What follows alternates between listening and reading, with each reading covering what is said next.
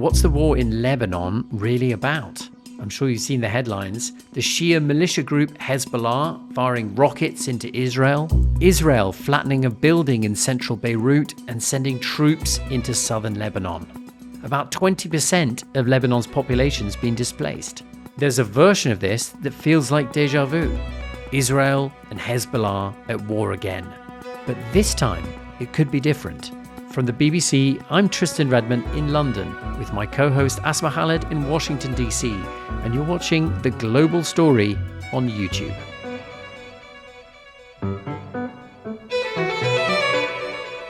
I'm Hugo Bachega. I am a Middle East correspondent based in Beirut, and I've been here since October 2023, so it's been very busy. What's life like in Beirut right now, Hugo?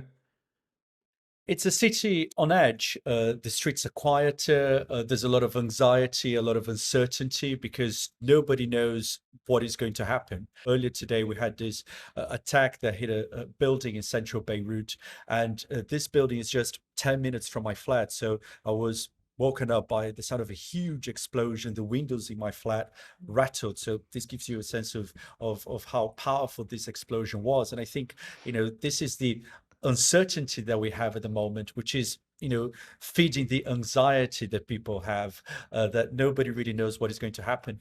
Hugo, you're joining us, as you say, from Beirut.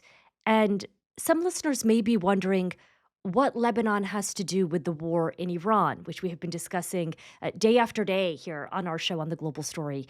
Can you take us back to about 2.5 weeks ago? The U.S. and Israel began a war with Iran. And within days, we started seeing reports of another front of this war in Lebanon. How did that happen? Yeah, I think the right way to look at this conflict is to understand that this is a long-running conflict between Israel and Hezbollah with lots of chapters. And this particular chapter started when Hezbollah launched rockets into Israel to respond to the killing of the Iranian Supreme Leader Ayatollah Ali Khamenei. Hezbollah is obviously supported by Iran. It is financed, backed, armed by Iran. So there is a very strong link between Hezbollah and Iran. It was a very symbolic response by Hezbollah, but Israel used this attack as a justification to carry out large-scale attacks against Hezbollah, because before this chapter there was a ceasefire in Lebanon because of another conflict that happened here back in 2024. But Israel continued to carry out attacks almost every day. The Israelis were saying that Hezbollah was trying to rebuild its capabilities. Hezbollah was saying that Israel wasn't respecting, this deal that it had signed. So I think for all of us here in Lebanon, for quite some time, there was the idea that another conflict between Israel and Hezbollah was inevitable. We've been seeing the coverage of the huge number of displaced people in Lebanon, around 1 million people or so, 20% of the population, huge numbers of people. What are you seeing playing out in front of you? Yeah, so again, we're talking about, as you say, 1 million people who've been displaced. And this is a tiny country, so, this has, a massive impact all across the country because, you have the vast majority of these people are coming from Shia communities, which, are the bulk of Hezbollah's support base. And to understand what happens in Lebanon, you need to understand that, this is a country, with deep sectarian divisions. So you have a Shia community, you have Sunni community, you have the Christians. They live, separate in some places. And now we're seeing that Shia Muslims are being driven away from their communities and now being forced to, seek refuge in other parts of the country. So this is creating sectarian divisions as well. If you go to Martyr Square, which is the main square here in central Beirut, you see many tents there with families with nowhere to go. There were some people, sleeping on the Corniche, by the Mediterranean Sea, in central Beirut. In the first, stages of the war, people were sleeping in their cars because they believed that they would be allowed to go back to their homes. And a lot of people have been displaced, not for the first time. So you have people who perhaps had their houses destroyed back in 2024, had returned to their homes and now being forced to flee again. And obviously there is the fear that this could lead to a deep humanitarian crisis. This is a country that's been in a state of permanent crisis for almost a decade. And I remember when I got here back in 2023, one of the first people I interviewed was a woman who said, I'm exhausted because if you look at what's happened in this country, you had a huge economic crisis back in 2019, and that was followed by the port explosion in 2020, the pandemic, then a war. And it's been like this for many, many years. So people are very, very tired. Well, Hugo, we've been hearing in the last few days about an Israeli ground operation in southern Lebanon. What does that actually look like? What are they trying to achieve? Yeah, this is interesting because up until now, the Israelis are describing what is happening in the south as targeted, limited ground incursions, operations. I think we can talk, we can describe it as being an invasion because Israeli troops are operating inside Lebanon. I think the fear here is that this could be the beginning of a large-scale ground invasion and perhaps an occupation of southern Lebanon. We had a warning, another warning by the Israeli military, urging residents of the south to leave those areas near the border. So roughly a fifth of the country is now under this evacuation warning by the Israeli military. And again, I think a lot of people are very concerned here that this is going to be different than 2024, that, the Israelis are coming here, that they're going to stay because they think that they need to really destroy, whatever is there of Hezbollah infrastructure and try to push Hezbollah away from the border. And Hugo, you recently wrote a story with a headline that caught my attention. The headline said, "Battered and isolated, Hezbollah drags Lebanon into another war." And it was that word, that verb in particular, that caught my attention, drags. It has seemed for a long time now that Hezbollah uh, makes decisions that affect the entire Lebanese population, at times more so perhaps even than the Lebanese government itself. Can you tell us about the origin of Hezbollah and how it initially emerged?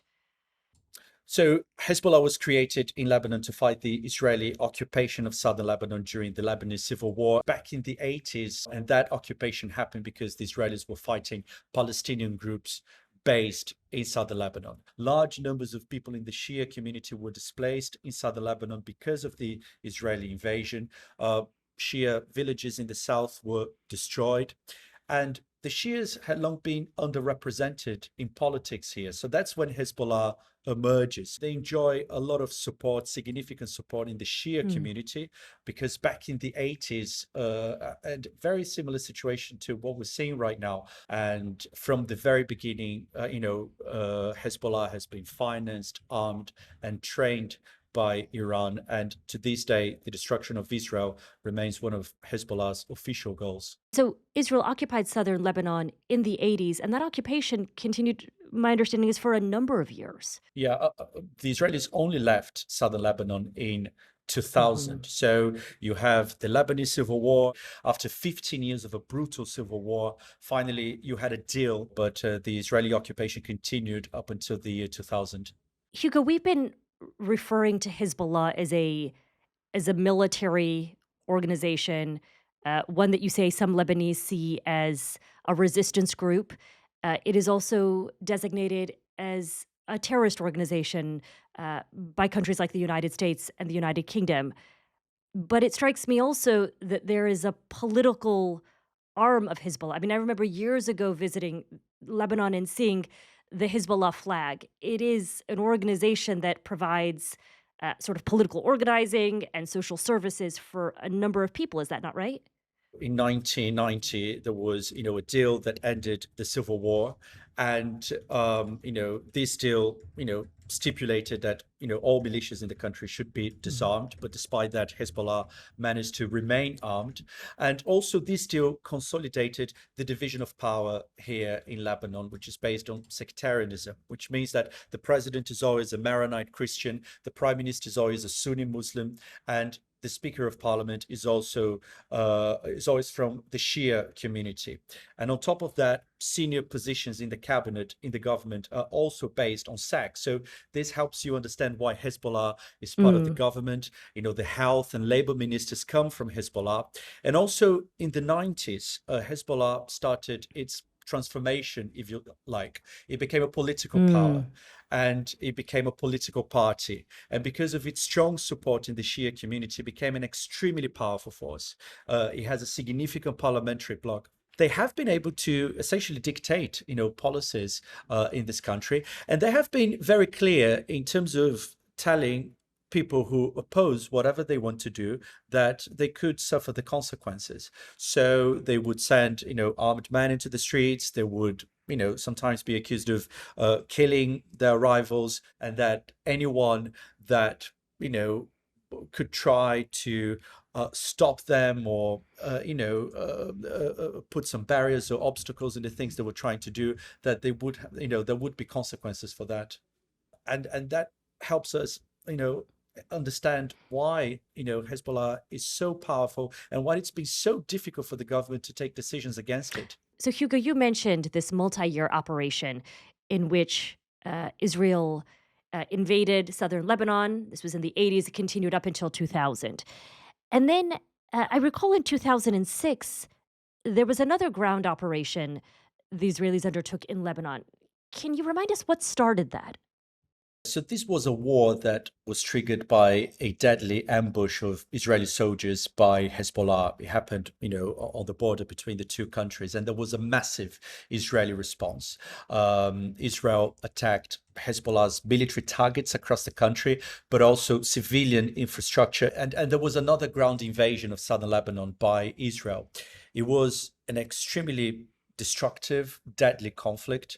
And it ended after 34 days with a United Nations resolution called 1701, which demanded Hezbollah's disarmament. That obviously hasn't happened.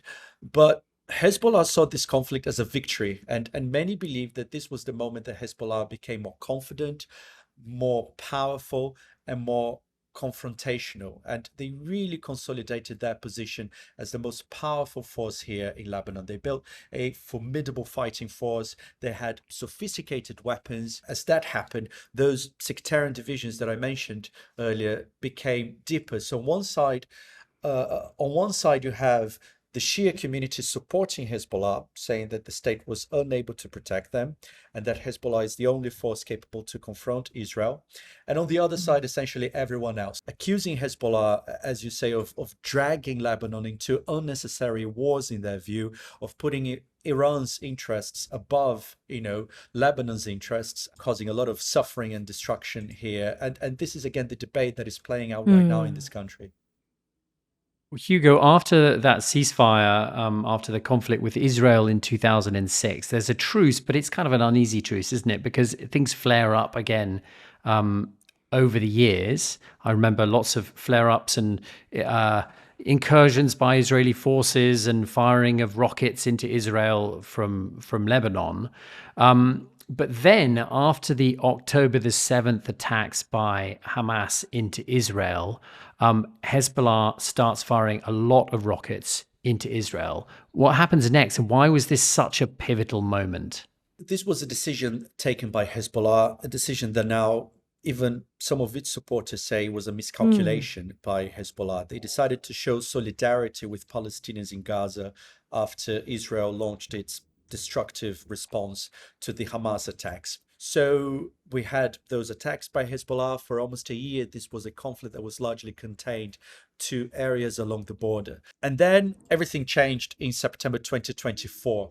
And I think a lot of people remember the pager attacks. It was something that was unthinkable, when pagers that were being used by Hezbollah members, not only fighters, but like teachers, nurses. I met a nurse who had a pager, and the pager exploded as he was, starting his shift at a hospital, and he lost, 3 fingers in one of his hands, it was devastating, because some of the pagers exploded when people were, with their families in the supermarket, driving.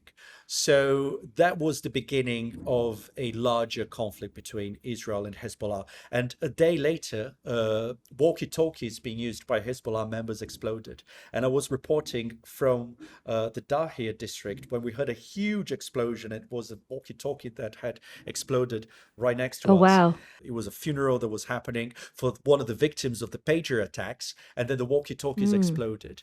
And I think that was, that not only surprised everybody, but I think it was shocking for many people, not only Hezbollah supporters, but I think for a lot of people in Lebanon, because it really showed how, the level of penetration of Hezbollah and the intelligence that Israel had about essentially everything that was happening inside the group.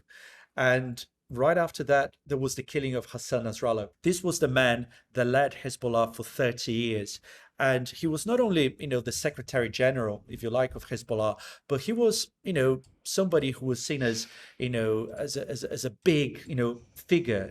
People would hold posters with, with the pictures of Hassan Nasrallah with his face. This kind of, marked the end of an era for Hezbollah. Because obviously his successor, Naim Qassem, isn't seen as popular or charismatic, and everything has changed now after his killing. And obviously, Hezbollah is a diminished organization right now. There has been a change in terms of how Hezbollah is seen domestically in Lebanon. I think before the war, people would criticize Hezbollah, but if you would go to Shia communities, people wouldn't, be very vocal, even though, they could oppose or be against some, of Hezbollah's decisions, but they will never really express those views. And I felt last year, visiting some communities in the south, that was, that was changing. There was a lot of anger at the beginning of this conflict, because even people inside the Shia community were blaming Hezbollah for dragging Lebanon into this conflict. So I was, last year, on the first anniversary of the ceasefire, we spent days in the south of the country going to those villages that had been, completely destroyed near the border. And I met a man who was one of the last, residents. And I asked him, aren't you afraid of being here? And he told me that he was very, very scared. We've got every reason to be afraid, because as you can see, no one else is here. You will leave in a bit and we'll be left alone. There is a Hezbollah flag right next to your house. Do you think the Hezbollah must disarm? I find it hard that they will give it up, but one also wants to live. This is no life. So that was then, and I'm curious if people's sentiment has evolved or changed now in just these last couple of weeks with the latest war, and particularly amongst some in the Shia community who might traditionally have been, you're saying, supporters of Hezbollah. I think at the very beginning there was this widespread anger, and I was very surprised by how widespread this anger was, including in the Shia community. I think now this is week 3 of the war. Things are changing a little bit, because there is a lot of anger, directed at Hezbollah, but there's also growing anger directed at Israel because of the mass displacement of people, because of the destruction of infrastructure, because of the attacks that are happening across the country. So I think maybe some of those people who were very angry at the beginning are now going back to the traditional positions and saying, well, look, Hezbollah, they are here to protect us because, the aggressors are the Israelis, and this is the country that we need, to confront. Given everything you said about that widespread pager attack that killed so much of the Hezbollah leadership, and the killing of Hezbollah's longtime leader, Hassan Nasrallah, I'm so confused as to how the organization then is able to continue to fight on with Israel as we're seeing right now, because the perception broadly was that this was a totally crippled organization. I think this is, the big surprise here in this conflict. Talking to, people who understand how Hezbollah works, they say, well, look, yes, they learned some of the lessons. They replaced some of those people who were killed. They learned from some of the mistakes, and they returned to, their roots, being a smaller organization, and really trying to learn from everything that's happened in the last 2 years or so. And I think this is, the explanation as to why Hezbollah has been able to again carry out these attacks and continue to exist as a fighting force. And that makes me wonder, well, where's the actual Lebanese government in all of this? The Lebanese government is in a very difficult position because Lebanon is not involved in this conflict. This is Hezbollah against Israel. So we had a new government last year, and the new president, Joseph, has promised to disarm Hezbollah. The problem is that he said we cannot do it by force. It needs to be through a diplomatic process. Hezbollah agreed, as part of the ceasefire deal, to remove its fighters and its weapons from the south of the country, but has refused to discuss the future of its weapons elsewhere in the country. Hezbollah has not only a very strong presence in the south, but also in the east, in the Bekaa Valley. Lots of weapons, rockets, missiles, and all the rest of it. And they say, we're not going to talk about it as long as Israel is attacking us. So it is a catch-22 situation. The Lebanese president has been very concerned, and he's been saying to all those people who say, look, you need to send Lebanese soldiers to disarm Hezbollah. He says, look, we need to be very careful because of those sectarian divisions. We could risk sparking, domestic unrest and the possibility of, internal conflict. So it is a very difficult situation for the Lebanese authorities. In terms of the Israeli incursions into southern Lebanon, what's their end point? What's their aim? What are they trying to do ultimately? So what Israeli officials are saying is that this is about protecting communities in the north, and they want to push Hezbollah away from the border so they don't have the ability to continue to launch these rockets. I think the assumption is that they're going to try to create a so-called buffer zone along the border. And what they've been saying is that, residents from those villages are not going to be able to return, at least for now. The Israelis say that Hezbollah uses civilian neighborhoods, civilian areas to embed its military infrastructure. So it is very likely that we're going to see, widespread destruction, in those communities, in those villages, because the Israelis are saying that we need to destroy what is there because this is being used by Hezbollah to attack Israel. But we simply don't know. I mean, the fear here, and this is the fear of many of Hezbollah supporters, they say, well, look, what Israel is trying to do is to occupy parts of the country, to expand, Israeli territory. And some others say, well, look, they're just trying to create this kind of security zone, buffer zone in the south. But there is the fear that this could be the beginning of a long-term operation here. But for the time being, it's not the stated Israeli aim to destroy Hezbollah entirely, as we have seen them say about, for example, Hamas in the recent past or the Iranian government right now. Are they stopping short of saying that that's what they're trying to do for the time being? I think everybody agrees that it is impossible to destroy, an organization like Hezbollah. And I hope I've been able to explain that Hezbollah is much more than a military organization. So it is an ideology, and you cannot destroy an ideology with bombs. There needs to be some kind of diplomatic effort to engage with Hezbollah so they can, sit down and discuss the future of their weapons. Over the last 4 decades, Hezbollah and Israel have fought with each other many times. Is there anything you're seeing that suggests this time is really, really different than all the other times? I think what is different now is that there is the perception that this is not going to be quick. I think the Israelis are seeing this as a window of opportunity because they have full American support for this operation. So I think this is what is different. But again, it is very, very difficult to see this as the final war. The fear that many Lebanese have is that this war is going to continue for quite some time, that their country is going to be under occupation again, and there will be no solution to this problem and no decision about what is going to happen with Hezbollah's weapons. Well, Hugo, thank you so much for bringing your reporting and your insights to us. We really appreciate it. Thanks for having me.